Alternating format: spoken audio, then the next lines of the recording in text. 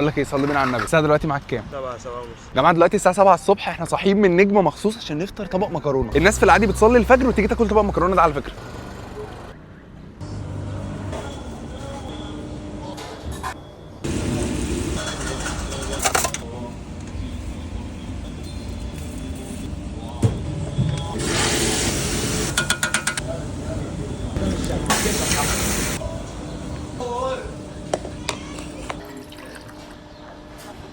طبق المكرونه ده يا جدعان بقاله حوالي 25 سنه، صلصه تقيله وانا بحب عليه فلفل اسود كتير.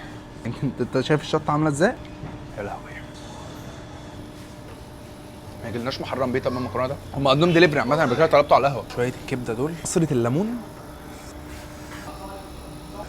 عيب بيجي هنا بيتمزج. وريهم ده كده، هوريك منظر بقى شاعري. سندوتش صدق بيتعمل، بيتحط عليه الجبنه تركي والكاتشب والمايونيز ويخش الميكرويف ويطلع